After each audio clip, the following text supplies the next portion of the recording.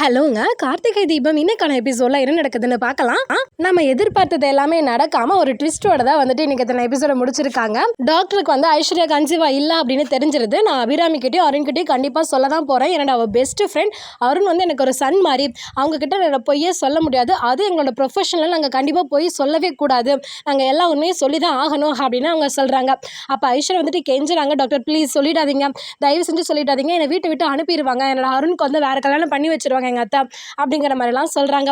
அப்போ டாக்டர் வந்துட்டு எனக்கு அபிராமி பற்றி நல்லா தெரியும், நான் வந்து பேசிக்கிறேன், அவங்க அப்படி பண்ண மாட்டாங்க அப்படின்னு சொல்கிறாங்க. அப்போ ஐஸ்வர்யா வந்துட்டு எவ்வளவோ டாக்டர் வந்துட்டு கன்வின்ஸ் பண்ணுறாங்க, டாக்டர் ப்ளீஸ் வேணாம் சொல்லிடாதீங்க அப்படின்னு சொல்லிக்கிட்டே இருக்காங்க.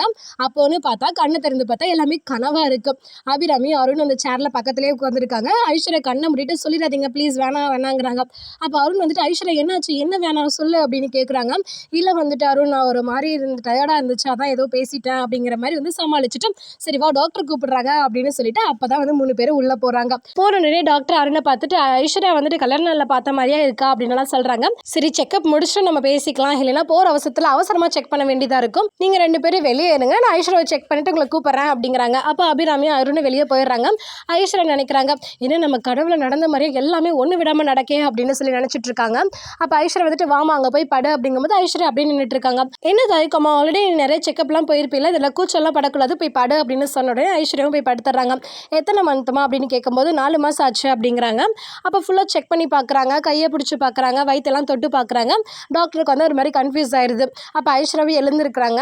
சரிம்மா ரிப்போர்ட்ஸ்லாம் எடுத்துகிட்டு வந்திருக்கேன் அப்படின்னு கேட்கும்போது இல்லை டாக்டர் வீட்டில் தான் இருக்குது அப்படிங்கிறாங்க. நான் ரிப்போர்ட்ஸ் பார்க்கணுமே அப்படின்னு டாக்டர் சொல்ல வந்துட்டு ஐஸ்வர்யா சொல்கிறாங்க, டாக்டர் நீங்கள் இப்போ எதுக்காக கன்ஃபியூஸ் ஆகுறீங்க, எதுக்கு ரிப்போர்ட்ஸ் பார்க்குறீங்கன்னு எனக்கு எல்லாமே புரிஞ்சிருச்சு, நானே சொல்லிடுறேன், நான் கன்சீவாக இல்லை, நான் போய் தான் சொல்லிட்டு இருக்கேன் அப்படிங்கிறாங்க.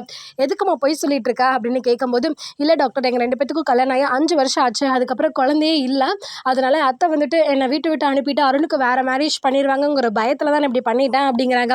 அப்போ வந்துட்டு அவங்க டாக்டர் சொல்கிறாங்க, அபிராமி பற்றி எனக்கு நல்லா தெரியும், என்னோட க்ளோஸ் ஃப்ரெண்ட், அவள் அந்த மாதிரி கேரக்டரே கிடையாது, நீங்கள் வந்துட்டு வெளிப்படையாக சொல்லலாம், இப்போவும் சொல்லிடலாம், ஒன்றும் பிரச்சனை கிடையாது, நம்ம ட்ரீட்மெண்ட் கூட போய்க்கலாம், இதெல்லாம் ஒரு விஷயமே இல்லை, இந்த விஷயத்தில் நீ போய் சொன்ன அப்படின்னா இதுதான் உனக்கு பெரிய பிரச்சனையாக வந்து முடியும் அப்படின்னு சொல்கிறாங்க. இல்லை டாக்டர் வேணாம், நானே டைம் வரப்போ சொல்லிக்கிறேன் அப்படிங்கிறாங்க. என்ன டைம் வரப்போ, என்னோட ப்ரொஃபஷனல் நாங்கள் போய் சொல்ல முடியாதுமா, அதுவும் இல்லாமல் அவன் என்னோட சன் மாதிரி, அபிராமி என்னோட க்ளோசஸ்ட் ஃப்ரெண்டு, அவங்கக்கிட்ட நான் எப்படி போய் சொல்ல முடியும், அது இந்த விஷயத்தில் அவங்க எவ்வளோ எதிர்பார்ப்பு ஆசையோடு இருப்பாங்க, இது ரொம்ப தப்பு, இப்போவே நம்ம சொல்லிடலாம், அதான் நல்லது அப்படின்னு சொல்லிட்டு நர்ஸ்க்கு வந்து ஃபோன் பண்ணுறாங்க. இப்போ நர்ஸ் உள்ளே வந்தோடனே வெளியே வந்துட்டு அபிராமி அவங்க சன்னு வெயிட் பண்ணிட்டு இருப்பாங்க, அவங்கள உள்ள வர சொல்லுங்க அப்படிங்கிறாங்க. அப்போ ஐஸ்வர்யா வந்துட்டு கெஞ்சுறாங்க, டாக்டர் ப்ளீஸ் கொஞ்சம் புரிஞ்சுக்கோங்க, என் நிலைமை கொஞ்சம் யோசிச்சு பாருங்க, நானே சொல்லிக்கிறேன் அப்படின்னு சொல்லி எவ்வளவோ கெஞ்சி பார்க்குறாங்க. அப்போ டாக்டர் வந்து கன்வின்ஸ் ஆகிற மாதிரி தெரியல, இல்லைம்மா இந்த விஷயத்தில் நான் வந்து போய் சொல்லவே மாட்டேன் அப்படின்னு ஸ்ட்ராங்காக இருக்காங்க. அபிராமியும் அருண் உள்ள வர நேரத்தில் வந்துட்டு அபிராமிக்கு ஃபோன் வந்துடுது, ஃபோன் பேசிகிட்டு இருக்காங்க. அப்போ வந்து ஐஸ்வர்யா வந்துட்டு டாக்டர் வந்து மிரட்ட ஆரம்பிச்சிடுறாங்க. பக்கத்தில் இருக்கிற கத்தி எடுத்து, டாக்டர் நீங்கள் மட்டும் உண்மையை சொல்லிட்டீங்க அப்படின்னா நான் இப்போவே கழுத்தை எடுத்துட்டு செத்துடுவேன், நீங்கள் சொன்னால் மட்டும்தான் நான் சாக போகிறேன் அப்படின்னு சொல்லி மிரட்ட ஆரம்பிச்சிடுறாங்க. இந்த பாருமா சொன்னால் புரிஞ்சுக்கும், அந்த கத்தி எடு அப்படின்னு சொல்லி எவ்வளவோ பேசி பார்க்குறாங்க. ஐஸ்வர்யா வந்துட்டு இல்லை டாக்டர் நீங்கள் சொல்லிட்டீங்க அவ்வளோதான், நான் கத்தி எடுத்துகிட்டு குத்திடுவேன், நான் செத்துடுவேன், என் லைஃபே போயிடுச்சு அவ்வளோதான் அப்படிங்கிற மாதிரி ரொம்ப எமோஷனலாக பிளாக்மெயில் பண்ணுறாங்க. டாக்டருக்கு என்ன பண்ணுறதுனே தெரியாமல் யோசிச்சுட்டு இருக்காங்க. அப்போ ஃபோனை வச்சுட்டு அபிராமி அருண் உள்ள வந்தோடனே கத்தியை கீழே வச்சிடுறாங்க. ஐஸ்வர்யா பார்த்து அபிராமி கேட்குறாங்க, ஏமா ஒரு மாதிரி டென்ஷனாக இருக்கு, என்ன ஆச்சு அப்படிங்கும்போது ஒன்றும் இல்லை அப்படிங்கிறாங்க. அபிராமி அருணும் மாற்றி கேட்குறாங்க, டாக்டர் குழந்தை எப்படி இருக்கா, வந்துட்டு நான் கேட்குறேன்னு தப்பாக நினச்சிக்காதீங்க, ஆரோக்கியமாக இருக்காளா அப்படின்னு சொல்லி அருண் வந்து நிறைய எக்ஸ்பெக்டேஷன்ஸ் எல்லாம் வெளியே கொண்டு வராங்க. அபிராமி ரொம்ப ஆசை, என்னோட மருமகளோட குழந்தை எப்படி இருக்கு, நல்லா இருக்கா அப்படின்னு கேட்டுட்டு இருக்காங்க. அப்போ வந்துட்டு டாக்டர் வந்து ரொம்ப அப்செட்டாக இருக்காங்க. செக்அப் முடிச்சாச்சு, நல்லா இருக்குது அப்படின்னு மட்டும் சொல்கிறாங்க. சரி நீங்கள் கொஞ்சம் வெளியே இருங்க, நான் இன்னும் செக்அப் பண்ண வேண்டியது இருக்குது அப்படின்னு சொன்னோன்னே அபிராமி அருண் வெளியே போயிடுறாங்க.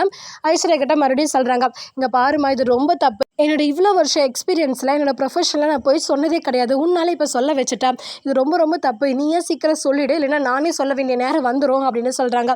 இல்லை டாக்டர் கண்டிப்பாக நான் சொல்லிடுவேன், ரொம்ப தேங்க்ஸ் என்னை காப்பாற்றுறதுக்கு அப்படிங்கிற மாதிரி சொல்லிவிட்டு அங்கேருந்து போயிடுறாங்க. அடுத்த சீனில் ரியா வந்துட்டு காரில் வந்து கோயிலில் வந்து இறங்குறாங்க. அங்கே வந்து அவங்க ஹஸ்பண்ட் வந்து உள்ளே வெயிட் பண்ணிட்டு இருக்காங்க. ஃபோன் பண்ணிவிட்டு இப்போ கூட என்ன பேச்சு கேட்க மாட்டேன், நான் சொல்கிறது எதுவுமே செய்ய மாட்டேன், கரெக்ட் டைமுக்கு வர சொன்னால் அது கூட வர முடியாதா அப்படின்னு சொல்லி திட்டுறாங்க. நான் கோயிலில் தான் இருக்கேன், நீ வந்து உள்ளே வந்து பாரு அப்படிங்கிறாங்க. அப்போ ரியாவும் உள்ளே போய் பார்க்கும்போது அவரும் வெளியே வராரு. அவங்க 2 பேரும் பேசுறதுக்காக பக்கத்தில் நிற்கிறாங்க. அப்போ வந்துட்டு மைத்திலியும் மீனாட்சியும் கோயிலேருந்து வராங்க. ரியா நிற்கிறத மீனாட்சியும் மைத்திலியும் பார்த்துடுறாங்க. அதோட இன்னைக்கு எபிசோட முடிச்சிருக்காங்க. ரியா என்னெல்லாம் பேச போகிறாங்க, அதை மீனாட்சி எல்லாத்தையும் கேட்டுருவாங்களா அப்படிங்கிறத அடுத்த எபிசோட்ஸில் பார்க்கலாம். உங்களுக்கு கார்த்திகை தீபம் சீரியல் பிடிக்கும் அப்படின்னா இந்த வீடியோக்கு ஒரு லைக் பண்ணிக்கோங்க, ரொம்ப பிடிக்கும் அப்படின்னா நம்ம சேனலை சப்ஸ்கிரைப் பண்ணிக்கோங்க.